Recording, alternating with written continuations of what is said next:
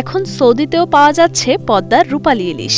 শুধুমাত্র পদ্মার ইলিশই নয়, আরও পাওয়া যাচ্ছে রুই, কাতলা, কই, কাচকি, চাপিলা, মাগুর, পুঁটি, পাঙাশ, পাবদা সহ সুস্বাদু সব দেশি মাছ।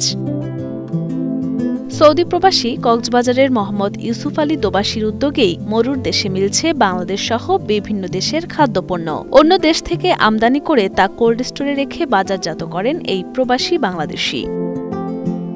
প্রায় ৪০ বছর ধরে তিনি সৌদি আরবে কাজ করে বর্তমানে পরিচিত একজন সফল বিনিয়োগকারী ও উদ্যোক্তা হিসেবে। প্রবাসীর মধ্যে প্রবাসী করতেছে আজকে পর্যন্ত ৪১ বছর, 1984 থেকে এ পর্যন্ত দুবাই, সৌদি আরবিয়া আর অন্যান্য বিভিন্ন দেশের সঙ্গে মিলিয়ে চলাই।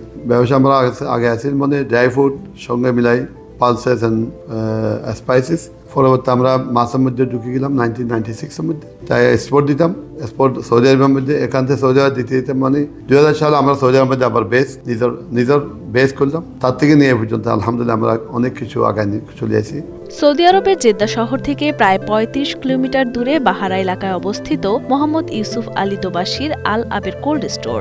সৌদি আরবের বিভিন্ন শহরে রয়েছে তাদের নিজস্ব সেলস টিম ও ১০০-র অধিক পরিবহন ব্যবস্থা। এখানে আমরা বাংলাদেশি আমার কোম্পানির আন্ডারের মধ্যে না হলে ২৫০ জনের উপরে লোকজন আছে, কাজকর্ম করে।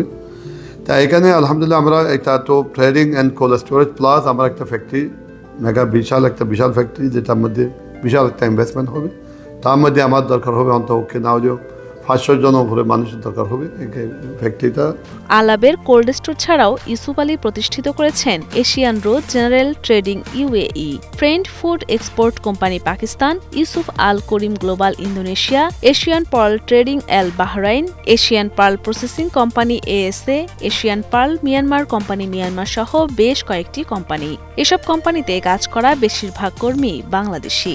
ব্যবসা যে আমরা করি এটা হচ্ছে সি ফুড মেইনলি, আরও অন্যান্য ব্যবসা আছে আশেপাশে। সি ফুডের মধ্যে আমরা মনে করলাম মাছটা ইম্পোর্ট করতে গেলে যেমন আমার খাদ্যর দরকার, আমরা দেশের জন্য কী মাছ আমরা দেশে খাই, এগুলো সংগ্রহ করতে গেলে আমার অনেক বেশি মাল ইম্পোর্ট করতে হয়। বাংলাদেশের রপ্তানি খাতের বিশাল সম্ভাবনা রয়েছে সৌদি আরবে। তবে বাংলাদেশি কোম্পানিগুলোর সঙ্গে সঠিক সম্পর্ক স্থাপন করা গেলে এই বাজার আরও সম্প্রসারিত হবে বলে জানান Saudi Bangladesh business and investors ফোরামের সভাপতি আলহাজ আব্দুর রহমান।